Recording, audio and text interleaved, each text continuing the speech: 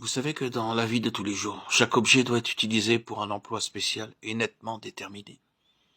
J'ai un stylo dans ma poche. Ce stylo est entièrement consacré à une seule fonction, écrire. Et pour que je puisse écrire lisiblement, il faut que ce stylo se laisse guider par ma main.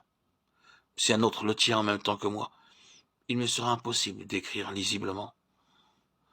Mon pardessus est consacré à me couvrir. L'Église est consacrée au service religieux. Croyez-vous que Dieu puisse faire son œuvre en vous si votre être immortel ne lui est pas entièrement consacré? C'est impossible. Le temple de Salomon fut entièrement consacré au service de Dieu lors de l'inauguration. Et chacun de nous est le temple de Dieu, dans lequel Dieu habite et où il travaillera avec puissance. À une condition. Cette condition, c'est d'être entièrement consacré à Dieu. Dieu nous le demande. Dieu en est digne. Et sans cette consécration absolue, Dieu ne peut accomplir son œuvre en nous. C'est Dieu qui accomplit l'œuvre en nous. Je suis certain que beaucoup de chrétiens disent « Ah, cette entière consécration implique tant de choses. » À l'issue d'une réunion sur la sanctification, une personne me fit remettre une lettre dans laquelle elle disait « J'ai traversé tant d'épreuves et de souffrances, et je sens que je vis encore tellement pour moi-même que je n'ose pas envisager le renoncement absolu, parce que je sais que cela me causera tant d'angoisse et de douleur. » Mais Dieu ne vous demande pas de vous consacrer entièrement à lui par vos propres forces ou par la puissance de votre volonté. Dieu va accomplir l'œuvre en vous. Ne lisons-nous pas dans la parole de Dieu, c'est Dieu qui produit le vouloir et le faire, selon son bon plaisir. Nous devons nous prosterner devant Dieu jusqu'à ce que nos cœurs aient appris à croire que l'Éternel lui-même viendra en nous pour chasser ce qui est faux, pour ôter ce qui est mauvais et pour faire ce qui est bon à ses yeux. Regardez les personnes de l'Ancien Testament, comme Abraham. Croyez-vous que c'est par hasard que Dieu a trouvé cet homme, le père des croyants et l'ami de Dieu?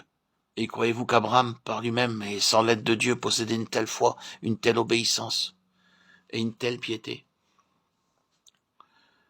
Vous savez bien que non.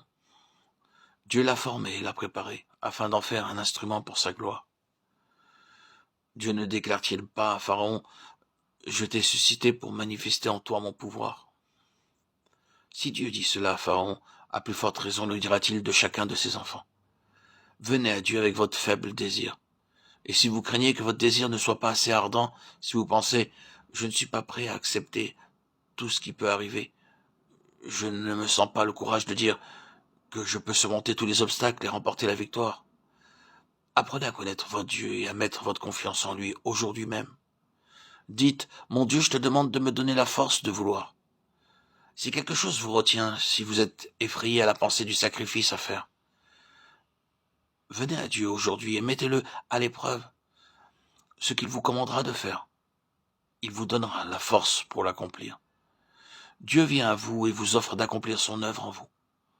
Tous ces désirs qui sont dans votre cœur, c'est l'action de l'aimant divin qu'est Jésus-Christ.